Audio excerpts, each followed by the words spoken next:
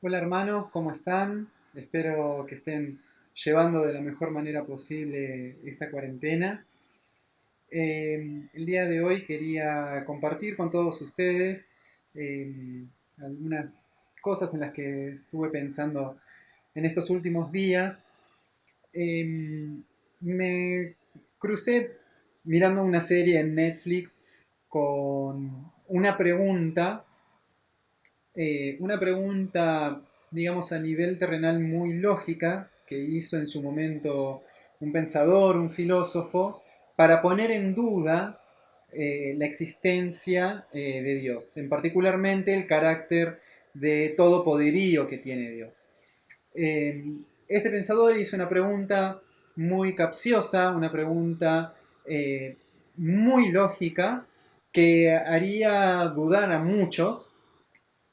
Entonces, eh, me puse en el lugar de decir qué pasaría si alguna persona viene y me hace a mí esa pregunta.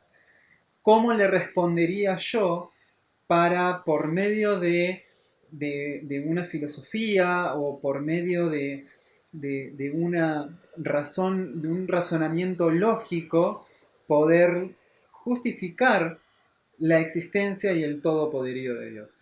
Bueno, esa situación llevó a una charla filosófica de horas con mi esposa. Finalmente logramos llegar a una posible respuesta. eh, y al otro día estaba escuchando una prédica del rabí Marty Waldman, del rabino Marty Waldman, que él, dentro de varias cosas que estaba hablando, una frase que me llegó directamente, que él usó, él planteó que una persona no puede hacer que otro se acerque a Jesús por medio de argumentos, por medio de la lógica. Porque si nosotros, por medio de argumentos, hacemos que una persona se acerque a Jesús, tranquilamente puede venir alguien con mejores argumentos, con un discurso mejor preparado o con una lógica en un principio aparentemente mejor o más certera, y alejarlo fácilmente de Jesús. Eh, Esto fue verdaderamente como un llamado de atención a todo este pensamiento que venía teniendo de cómo combatir una filosofía cuyo fin es el alejar a la gente de Cristo, cómo combatirla con filosofía. Y escuchar esto fue una llamada de atención para decir, no hay que lucharlo, no hay que luchar con filosofía. Eh, Naturalmente comencé a buscar guía en la palabra del Señor con respecto a este tema, y me encontré con Primera de Corintios, capítulo 2. Si me acompañan, vamos a leer los primeros versículos. Aquí Pablo dice lo siguiente: Así que, hermanos, cuando fui a vosotros para anunciaros el testimonio de Dios, no fui con excelencia de palabras o de sabiduría, pues me propuse no saber entre vosotros cosa alguna, sino a Jesucristo y a éste crucificado. Y estuve entre vosotros con debilidad y mucho temor y temblor. Y ni mi palabra, ni mi predicación fue con palabras persuasivas de humana sabiduría, sino con demostración del Espíritu y de poder, para que vuestra fe no esté fundada en la sabiduría de los hombres, sino en el poder de Dios.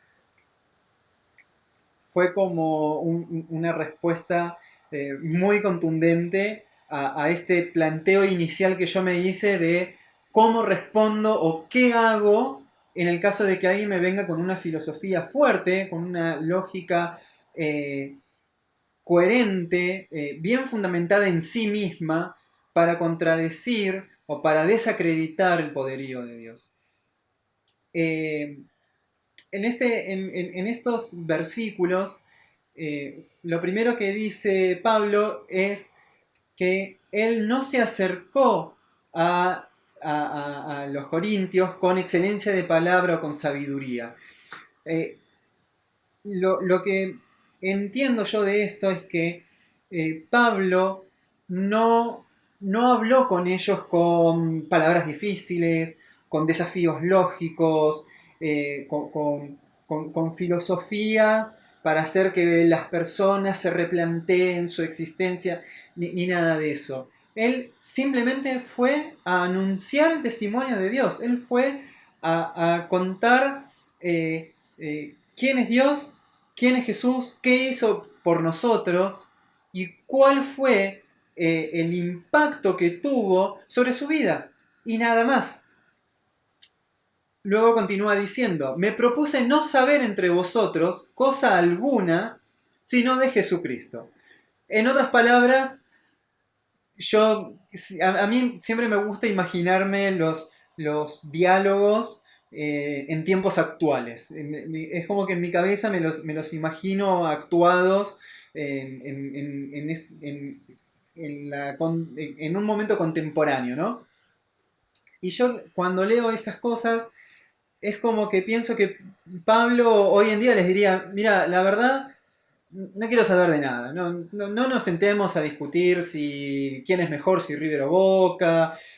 No nos sentemos a discutir qué partido político es mejor, qué política económica es mejor. No importa. Yo no vengo acá a filosofar. Yo vengo a hablar de Jesucristo. Y hablar de la crucifixión, hablar de Jesucristo, que murió por nosotros, que resucitó, que por medio de él podemos llegar al Padre, tenemos salvación. Esa fue la actitud con la que Pablo se dirigió a los corintios. Continúa diciendo, estuve entre vosotros con debilidad y mucho temor y temblor. Acá Pablo refuerza todo esto diciendo, mirá, la verdad es que tengo miedo de venir a hablar acá. No sé con qué me voy a encontrar, no sé qué me van a decir, no sé qué me van a responder, qué me van a preguntar, no sé cómo les voy a responder lo que me pregunten. Pero así todo, Pablo iba con lo más potente que un cristiano puede ir al momento de hablarle a alguien sobre el Evangelio, que es el testimonio, que es la experiencia y el demostrar lo que verdaderamente Jesús puede hacer en la vida de una persona.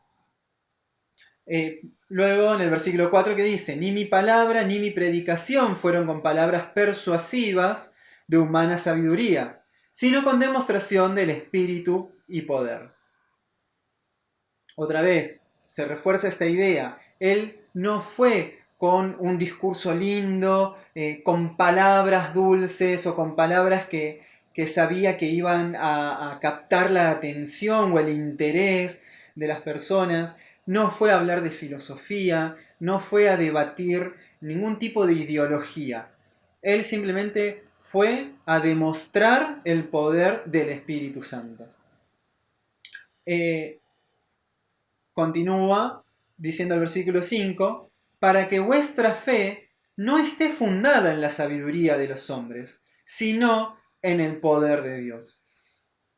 También a colación de esta conversación que generó todo esto, también conversando con mi esposa, yo le decía que yo siempre fui una persona de pensar de manera muy lógica, siempre de buscar que las cosas sean razonables, que sean coherentes, y, y siempre pensé de mí mismo que si no hubiese sido por la experiencia que yo tuve en mi vida personal con Cristo, si yo no hubiese pasado por tantas experiencias extraordinarias verdaderamente que se manifestaron en mi vida por únicamente por su poder, yo creo que hoy en día dudaría de la existencia de Dios.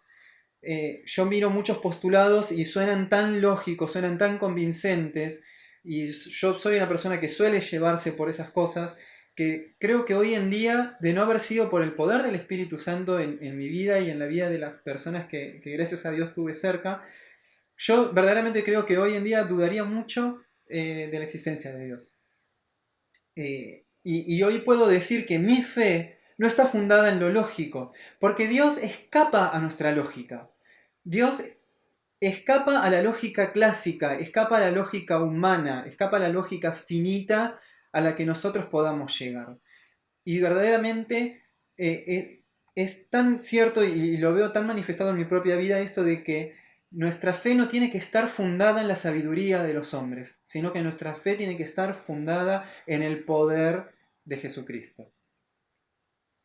Bueno, continúa después los otros versículos diciendo, hablamos sabiduría entre los que han alcanzado madurez en la fe.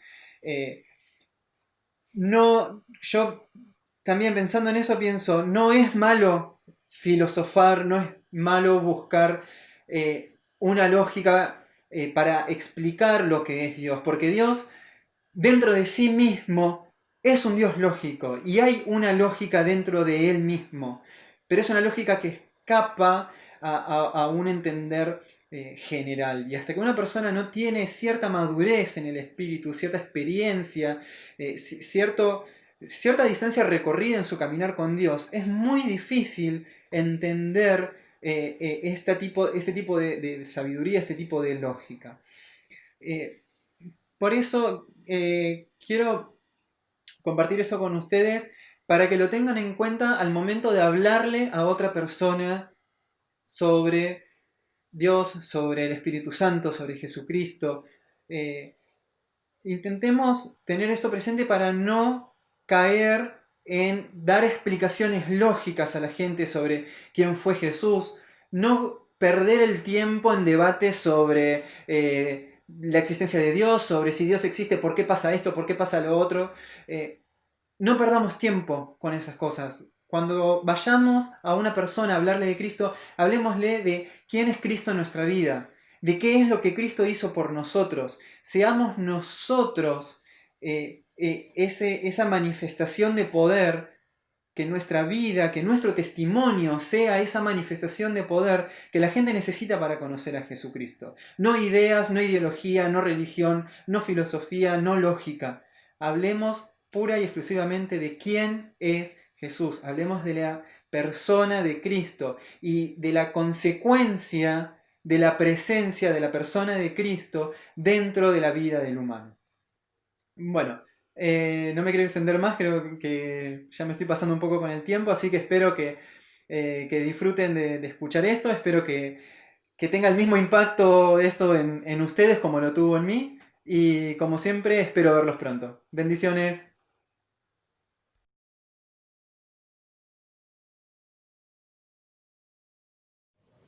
Buenos días, hermanos, ¿cómo están? Comenzamos un nuevo mes, ¿sí? Y por eso compartimos acá una nueva palabra de aliento, ¿sí? En un día que comenzamos una nueva etapa, un nuevo esfuerzo que nos han pedido que hagamos como nación, como pueblo, ¿sí? Con mucha responsabilidad. Y bueno, vamos a alentarnos en buscar nuestras fuerzas en el Señor, ¿sí? Como lo hacemos nosotros que somos hijos de Dios. Y leemos en su palabra el Salmo 3, un salmo de David, un salmo muy hermoso, un salmo que nos va a llenar de esperanza, que nos va a alentar, ¿sí? Hoy, en este nuevo mes que comenzamos, es una oración, como dice su título, matutina, de confianza a Dios. Si bien fue escrita en un momento muy doloroso para David, porque se estaba escapando de su hijo, rebelde, desobediente, con todos sus súbditos, todo su séquito que también lo había traicionado. Él huye hacia el monte, ¿sí? Huye escapando de su hijo, en una situación también aceptando la consecuencia de su pecado Urías y también la promesa que Dios había hecho, que esto iba a pasar, que toda su casa iba a entrar en rebeldía. Así que con mucho dolor él acepta esta consecuencia, pero también escribe acudiendo a Dios, ¿sí? Así que dice así: oh Jehová, cuánto se han multiplicado mis adversarios, muchos son los que se levantan contra mí, muchos son los que dicen de mí, no hay para él salvación en Dios. Mas tú, Jehová, eres escudo alrededor de mí, mi gloria y el que levanta mi cabeza. Con mi voz clamé a Jehová, y él me respondió desde su monte santo. Yo me acosté y dormí, y desperté porque Jehová me sustentaba. No temeré a 10 millares de gente que pusieren sitio contra mí. Levántate, Jehová, sálvame, Dios mío, porque tú heriste a todos mis enemigos en la mejilla, los dientes de los perversos quebrantaste. La salvación es de Jehová, sobre tu pueblo sea tu bendición. Y qué hermoso es encontrar esta esperanza que él también encontró en este salmo, ¿sí? Sus enemigos, ¿sí? Decían, lo perseguían, pero también decían que para él no había salvación de Dios. Sin embargo, Dios escucha este clamor, ¿sí? Dios ve un corazón sincero, ¿sí? Buscando a Dios de todo corazón y con toda esperanza a poder ser protegido, a poder ser salvado de esta persecución de tantos enemigos que tenía David. Y por eso es un salmo que a David lo hace mirar para arriba, ¿sí? Buscando al Señor como su socorro, ¿sí? Lo hace mirar hacia atrás, encontrando en los favores que Dios ya había hecho por él, la fortaleza y el ánimo para mirar hacia adelante y tener esa esperanza de que Dios lo iba a ayudar una vez más, ¿sí? Y a nosotros también esto nos anima, por eso él escribe que el Señor era su escudo, su protección, su defensa, ¿sí? A él podía acudir en oración y sus oraciones iban a ser respondidas. De hecho, este salmo también nos habla de que Dios lo ayudó, ¿sí? De que Dios lo consoló, de que Dios brindó paz, ¿sí? Porque también dice no solo que levantó su cabeza, lo llenó de gozo y de nueva perspectiva, también dice que Dios con su paz lo sustentaba, por eso él podía levantarse, despertarse, pasar la noche y el Señor siempre lo estaba cuidando. Pero también el Señor calmó sus temores, ¿sí? Aquietó todos sus temores y silenció toda lucha que había contra él. Por eso dice que no temeré a 10 millares. Y el Señor también vengó, respondió sus oraciones vengando, por eso dice que los dientes de los perversos quebrantaste, los heriste en la mejilla a todos mis enemigos. El Señor lo vengó, ¿sí? Quitó el poder y confundió a los enemigos. Y sin duda también él reconoce que la salvación de Jehová, así que ya tuvo la respuesta David cuando escribió esto. Y también en esta súplica, que no solo es personal, de su situación personal, también incluye a la bendición para el pueblo. Y así que en esta mañana nosotros también podemos pensar en este salmo como una palabra, una oración que hoy podemos levantar, ¿sí? Mirando al Señor y clamar a Dios. Señor, necesitamos de tu defensa, de tu protección en este tiempo de pandemia, con un virus que es invisible, pero que ataca, ¿sí? Y que arrasa, ¿sí? Con muchas vidas. Pero nosotros no vamos a temer, vamos a confiar en vos, Señor, ¿sí? Es lo que hoy también podemos decir, como este salmista que leemos, que el Señor es su escudo. Y yo quería también tomar esa figura que es tan hermosa, ¿sí? En pensar en el Señor como nuestro escudo, ¿sí? Todavía no hay una vacuna que nos proteja de este virus, ¿sí? Pero nosotros como hijos de Dios contamos con la protección poderosa y suficiente de Dios, que sobrepasa todo estudio científico y todas las cosas que el hombre pueda hacer para salvar su vida, ¿sí? Por eso hoy ponemos nuestra confianza en el Señor como nuestro escudo. Él es escudo a los que en Él esperan, dice Proverbios 35.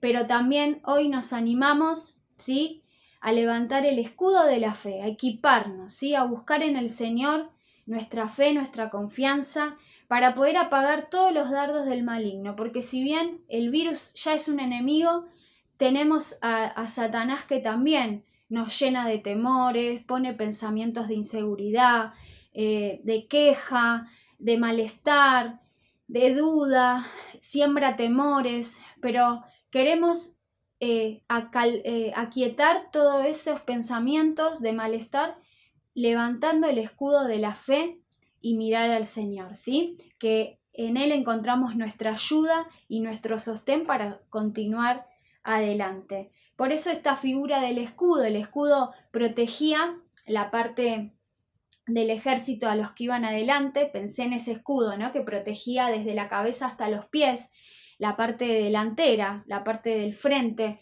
de los soldados. Pero ¿saben una cosa? El Señor es el que va delante nuestro, así que Él es nuestro verdadero escudo. Él va a estar con nosotros, no nos va a dejar ni nos va a desamparar, dice Deuteronomio 31. Y el Señor es un escudo completo porque no solo nos rodea adelante, sino que nos rodea atrás y también nuestros costados, ¿sí?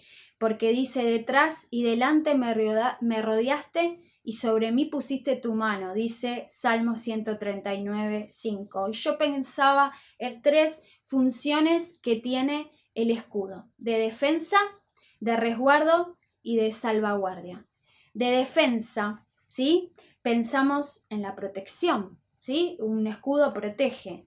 El ángel de Jehová acampa alrededor de los que le temen y los defiende. El Señor puede ser tranquilamente nuestro escudo porque su palabra lo dice. Él está alrededor nuestro acampando, ¿sí? Y nos defiende con sus ángeles. Pero también puede ser nuestra protección porque dice: Jehová es mi luz y mi salvación. ¿De quién temeré? Jehová es la fortaleza de mi vida. ¿De quién he de atemorizarme? Dice el Salmo 27:1. ¿Sí? Pero también el Señor puede ser un resguardo.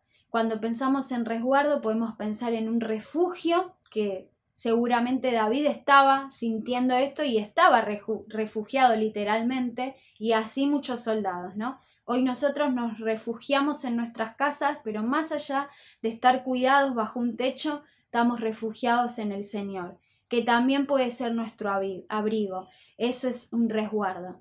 Como refugio, no hay santo como Jehová, dice 1 Samuel 2:2, porque no hay ninguno fuera de ti, y no hay refugio como el Dios nuestro. Y puede ser nuestro abrigo, como lo venimos escuchando en el Salmo 91, que vuelve todo el tiempo a nuestra mente en este tiempo de prueba, de pandemia. El que habita el abrigo del Altísimo morará bajo la sombra del Omnipotente. Diré yo a Jehová: esperanza mía y castillo mío, mi Dios en quien confiaré. Qué bueno, ojalá todos podamos hacer parte, ¿sí?, de nuestra vida estas palabras, de nuestras oraciones. En el Señor confiaremos. Él nos va a librar del lazo del cazador, de la peste destructora. Dice: con sus plumas te cubrirá y debajo de sus alas estarás seguro. ¿Por qué? Porque escudo y adarga es su verdad. Así que nos tenemos que aferrar al Señor. Y la última función es que el Señor, como nuestro escudo, es nuestro salvaguardia, o sea, nuestro custodia, nuestro amparo. Así como lo era para David, también hoy podemos decir nosotros: miren, Jehová es tu guardador, Jehová es nuestro guardador, Jehová es nuestra sombra, nuestra mano derecha. El Salmo 121 recordábamos, ¿sí? Y también es nuestro amparo. Él es nuestro amparo, nuestra fortaleza, nuestro pronto auxilio en las tribulaciones. Y saben una cosa, más allá de tomarnos de la mano del Señor como sostén, como nuestro escudo, hay 2 promesas que hoy quiero dejarles: el Salmo 28:7 y el Salmo 84:11. Jehová es mi fortaleza y mi escudo. En él confió mi corazón y fui ayudado, por lo que se gozó mi corazón, y con mi cántico le alabaré. Porque sol y escudo es Jehová, gracia y gloria dará Jehová, no quitará el bien a los que andan en integridad. Son promesas que seguramente en unos meses vamos a mirar para atrás y vamos a decir: qué bueno que pudimos poner al Señor como nuestro escudo. Él nos defendió, Él nos resguardó, nos protegió y fue nuestro amparo. Y también fuimos ayudados, cuidados. Dios en este tiempo nos está proveyendo de las cosas que necesitamos. A Él recurrimos y el Señor nos responde, ¿sí? Y en Él se va a gozar nuestro corazón, porque vamos a ver su palabra cumplida, ¿sí?, como ya la estamos viendo. Pero todo este tiempo va a quedar atrás, nos va a marcar, nos va a hacer crecer, nos va a hacer entender que Dios las cosas que permite son para nuestro bien. y con nuestro cántico le vamos a poder alabar. Va a haber palabras de gratitud. Esta es la esperanza que tenemos y la confianza que tenemos, que el Señor puede ser nuestro escudo para protegernos, para salvarnos y resguardarnos de todo mal. Que el Señor los bendiga. De parte de mi familia, les mandamos un beso grande, un abrazo, y que este tiempo el Señor nos esté cuidando. Que el Señor nos bendiga y nos ayude a pasar este tiempo tomados de su mano.